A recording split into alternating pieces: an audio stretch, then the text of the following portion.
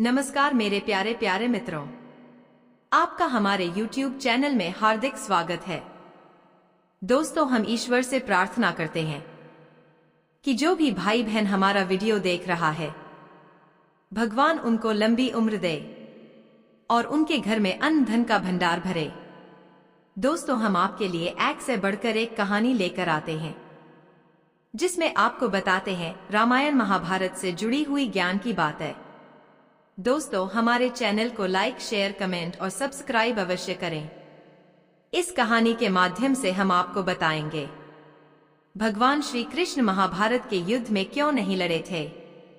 तो दोस्तों, चलो कहानी शुरू करते हैं। महाभारत युद्ध की तस्वीर जब भी आपने देखा होगा, उसमें भगवान श्री कृष्ण को सारथी के रूप में ही पाया गया होगा। दरअसल महाभारत के महायुद्ध से पहले ही श्री कृष्ण ने कह दिया था कि वह महाभारत के महायुद्ध में शस्त्र नहीं उठाएंगे और न युद्ध करेंगे। पूरे महाभारत के दौरान कई विषम स्थितियां आई, लेकिन श्री कृष्ण स्थिरचित्त बने रहे और उन्होंने अपना सुदर्शन चक्र नहीं चलाया, न ही किसी से युद्ध किया। बस एक बार ही युद्ध के आरंभ में भीष्म की मनोदशा और इच्छा का सम्मान करने के लिए और अर्जुन को कर्तव्य का बोध कराने के लिए श्री कृष्ण ने रथ का पहिया हाथों में उठा लिया। ऐसे में अर्जुन ने श्री कृष्ण के चरण पकड़ लिए और श्री कृष्ण से रथ का पहिया रख देने के लिए कहा। सवाल उठता है कि आखिर श्री कृष्ण ने युद्ध न करने की बात क्यों की? क्यों खुद को युद्ध से अलग रखा? क्यों वह महज पार्थ यानी अर्जुन के सारथी बनकर मार्गदर्शक बने रहे? आइए जानते हैं इस रहस्य युक्त सवाल का जवाब। महाभारत युद्ध के इस रहस्य को जानने से पहले भगवान श्री कृष्ण और अर्जुन के पूर्वजन्म को जानना होगा। पौराणिक कथाओं के अनुसार भगवान श्री कृष्ण पूर्व जन्म में नारायण थे और अर्जुन नर थे, जिन्होंने बद्रिकाश्रम यानी बद्रीनाथ में नर और नारायण पर्वत पर तपस्या की थी। नारायण और नर दोनों ही भगवान विष्णु के अंश से ही उत्पन्न हुए थे, क्योंकि उस समय सूर्य भगवान के एक असुर भक्त दंभोदभव ने सूर्य देव की तपस्या करके उनसे 1000 कवच का वरदान मांग लिया था। इस कवच के साथ यह भी शर्त थी कि 1000 साल तपस्या के बाद ही कोई इस कवच को तोड़ सकता था और जो भी इसे तोड़ता वह स्वयं भी मर जाता। इस वरदान को पाकर दंभोदभव अपने आप को अमर मान बैठा था और देवताओं और मनुष्यों पर अत्याचार कर रहा था। महाभारत में भगवान कृष्ण ने पांडवों का साथ दिया था। भगवान कृष्ण अर्जुन के सारथी बने थे। लेकिन क्या आपके मन में भी सवाल आता है कि जब भगवान कृष्ण क्षण भर में महाभारत का युद्ध समाप्त कर सकते थे, तो उन्होंने युद्ध क्यों नहीं लड़ा? आइए जानते हैं महाभारत के इस रहस्य का सवाल। युद्ध की तस्वीर जब भी आपने देखा होगा, उसमें भगवान श्री कृष्ण को सारथी के रूप में ही पाया गया होगा। दरअसल महाभारत के महायुद्ध से पहले ही श्री कृष्ण ने कह दिया था कि वह महाभारत के महायुद्ध में शस्त्र नहीं उठाएंगे और न युद्ध करेंगे। पूरे महाभारत के दौरान कई विषम स्थितियां आई, लेकिन श्री कृष्ण स्थिरचित्त बने रहे और उन्होंने अपना सुदर्शन चक्र नहीं चलाया, न ही किसी से युद्ध किया। बस एक बार ही युद्ध के आरंभ में भीष्म की मनोदशा और इच्छा का सम्मान करने के लिए और अर्जुन को कर्तव्य का बोध कराने के लिए श्री कृष्ण ने रथ का पहिया हाथों में उठा लिया। ऐसे में अर्जुन ने श्री कृष्ण के चरण पकड़ लिए और श्री कृष्ण से रथ का पहिया रख देने के लिए कहा।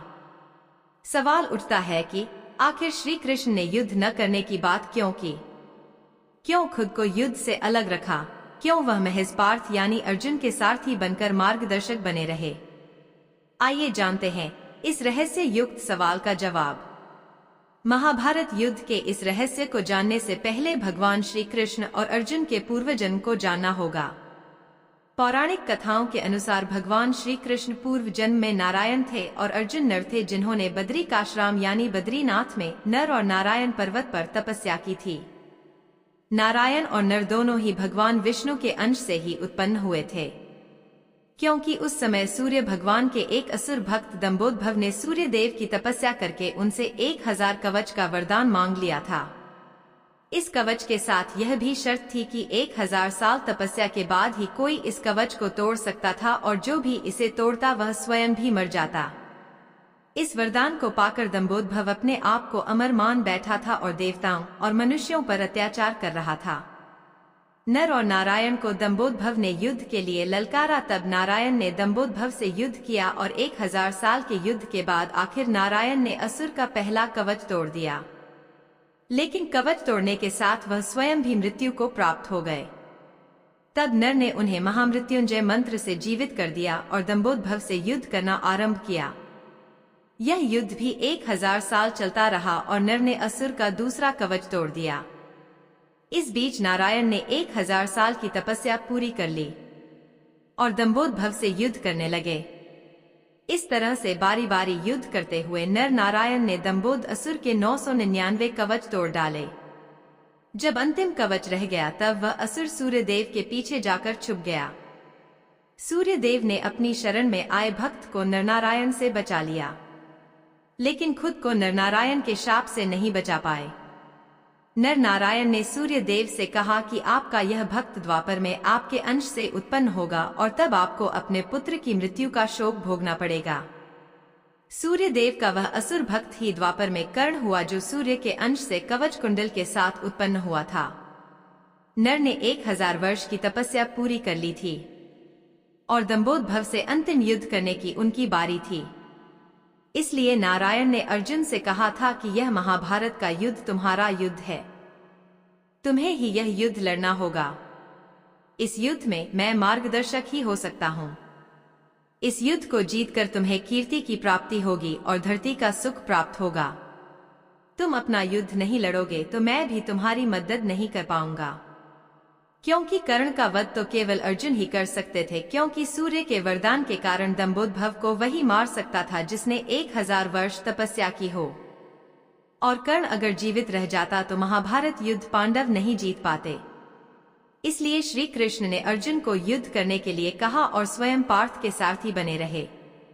महाभारत युद्ध में भगवान श्री कृष्ण ने स्वयं युद्ध न करके अर्जुन से युद्ध के लिए आगे किया। इसके पीछे एक रहस्य यह भी है कि भगवान कहते हैं, मैं तो मार्गदर्शक हो सकता है, बुद्धि रूपी रथ का सारथी हो सकता हूँ, लेकिन हर व्यक्ति का जीवन में अपना अपना युद्ध होता है और जो अपना युद्ध स्वयं नहीं लड़ सकता है, भगवान भी उसकी मदद नहीं करते हैं।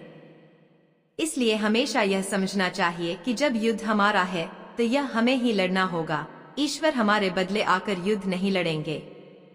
अगर सत्य की लड़ाई करेंगे तो ईश्वर सारथी बनेंगे और अगर असत्य की ओर से युद्ध करेंगे तो वह आपके सारथी भी नहीं बनेंगे और फिर कौरवों की तरह विनाश होना तय है।